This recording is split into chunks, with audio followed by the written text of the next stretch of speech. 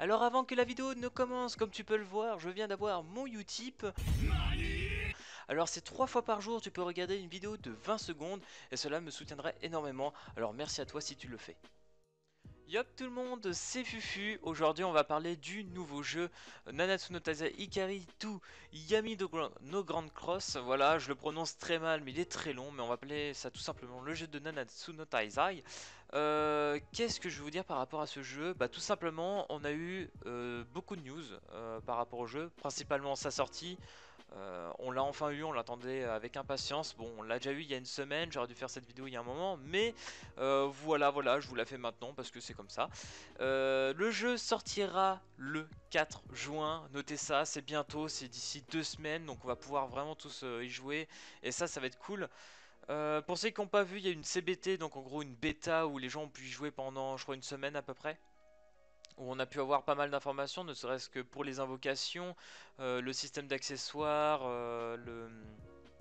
les compositions de team, le PvE, le PvP, etc. Il y aura pas mal de contenu quand même, rien qu'au fait de l'auberge, il y aura pas mal d'interactions à faire. Dans cette vidéo, je vais essayer de vous parler un peu de tout ce qu'il y a eu un peu en plus par rapport à la CBT qu'on a pu voir. Principalement des choses qui m'ont marqué. Même moi, j'avoue que je n'ai pas regardé les lives comme certains sur Discord de 4 heures, de 1 heure, enfin des durées monstres qu'ils ont regardé sur le jeu. Donc autant dire qu'eux ils sont déjà bien au taquet dessus. Mais bon, je vais vous dire principalement ce qui m'a assez bien marqué et ce qui m'a beaucoup plu. Déjà, c'est qu'on est vraiment pas sur un style assez chibique, donc ça c'est bien, on est sur les persos, on les voit bien, on les manipule et ça c'est cool. Par rapport au PvE, ce qui m'a beaucoup plu, c'est qu'on peut se balader dans les cartes, on peut se balader dans la map et tout, ça c'est vraiment bien. Et le petit plus que j'ai vu dans le live d'une heure, d'ailleurs qui a ramené plus de 2 millions de spectateurs, j'étais assez choqué. On peut avoir des interactions avec des tonneaux, par exemple, on peut casser des tonneaux, ça peut nous faire gagner des gold, de la nourriture, etc. Il y a pas mal d'interactions dans le décor de la map et ça c'est cool. Ils ont montré aussi qu'on pouvait se balader avec Ban, avec King, ou Meliodas, enfin peu importe, Diane aussi. On peut se balader avec pas mal de personnages des Nanatsu. Donc ça c'est plutôt cool. Pour la partie PvE, PvP, bon bah pas plus en vrai que ce que j'avais vu par rapport à la vidéo que je vous avais faite il y a un mois je crois. C'est assez classique. Si, il y a peut-être une petite nouveauté en plus, enfin qu'on voit beaucoup mieux parce que j'avais pas très bien compris à cette époque-là quand j'avais fait de la vidéo, c'est par rapport aux augmentations des cartes. Parce que quand vous avez les cartes, vous les avez par exemple 1 étoile, 2 étoiles et 3 étoiles. Donc en fait, ce système-là en combat vous permet tout simplement de fusionner les deux 1 étoile en 2 étoiles. C'est un gameplay assez intéressant dans le terme où ça vous fera des dégâts, de meilleurs dégâts si vous lancez la carte, enfin bref, vous m'avez compris. Et ce qui montre dans le tuto, ce qui est assez sympa, c'est que par exemple si vous avez deux cartes 1 étoile côte à côte, donc comme je vous ai dit, vous la faites swap, et si par chance vous avez l'autre carte à côté qui évolue déjà 2 étoiles, et ben ça va fusionner les deux en même temps et ça va vous faire à la fin une carte 3 étoiles. Et ça, bah pourquoi pas, j'ai trouvé ça plutôt cool et à mon avis niveau dégâts ça doit envoyer quand même du pâté. L'espé est toujours aussi magnifique, on a vu encore quelques autres spés, donc je suis assez content, il va y avoir pas mal de spés sur le jeu et au moins elles ont de la gueule et ça c'est vraiment cool. Pareil niveau skin, il y a pas mal de skins dans le jeu, il montre à un moment rien qu'Elisabeth, elle a au moins 4-5 skins assez différents et variés, donc ça c'est vraiment sympa, même Diane. Franchement, de ce qu'ils nous ont montré en termes de skins, on va être plutôt gâtés je pense, ils vont mettre le paquet aussi à ce niveau là. Il y a aussi pas mal de trucs intéressants je trouve par rapport à l'auberge de Meliodas. On voit par exemple une vidéo où il y a Ban, il est en train de faire à manger, je sais plus trop quoi, ça donne des stats bonus. À mon avis, je sais pas si les objets comme la nourriture permettent d'augmenter l'XP des personnages, ça je n'ai pas trop compris encore. Je sais qu'aussi à un moment où il y a Meliodas qui nettoie la table, ça lui a fait gagner aussi 10% de je ne sais pas trop quoi. Bref, il y a l'air d'avoir pas mal de bonus à faire, à mon avis il y aura pas mal de quêtes journalières aussi. On voit qu'il y a beaucoup de quêtes par rapport à la map.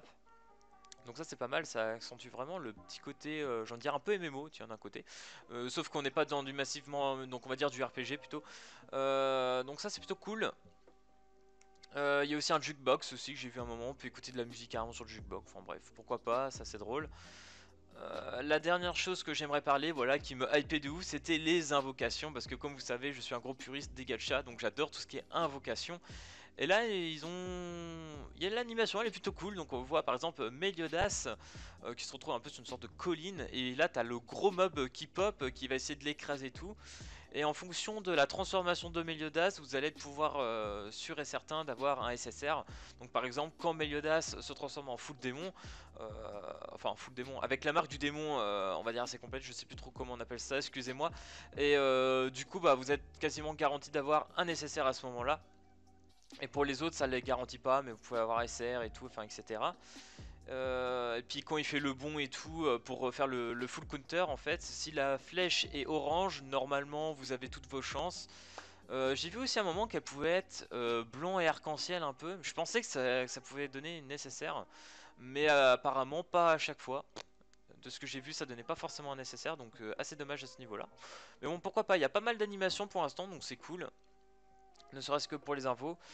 Donc voilà les gars, c'était surtout une petite annonce pour vous préparer dessus, hein, parce que je suis assez chaud quand même. Ça fait tous les jours, je regarde les petites news, ce qui arrive sur le Twitter et tout. D'ailleurs, je vous remettrai le Twitter dans la description. Tous les jours, on regarde, aussi sur le Discord, on publie des trucs tous les jours, sur le jeu pour hyper un peu tout le monde. Parce que maintenant qu'on a la date qui est le 4 juin, on est vraiment à fond là, on l'attend, ça y est, on n'a jamais été aussi près de pouvoir toucher ce jeu. La dernière chose aussi que j'ai oublié de vous dire par rapport aux invocations, vous aurez aussi des invocations par rapport aux accessoires. Donc ça faudra faire aussi attention, il faudra gérer le côté invocation accessoire et le côté personnage. Donc ça, faut voir comment on joue, ça va être assez intéressant, faut voir, ça doit donner beaucoup de stats les accessoires, donc il va falloir bien jouer avec ça. Je crois dans la vidéo que j'ai vue, on a la bannière de 4%.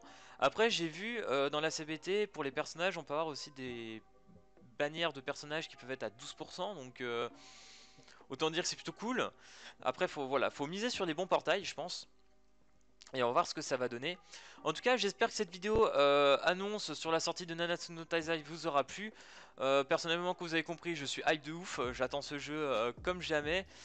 Préparez-vous à en voir masse sur la chaîne, tout simplement. Et puis, n'hésitez pas à vous abonner, à lâcher le petit like. Et puis, je vous dis à plus à la prochaine vidéo. Peace tout le monde!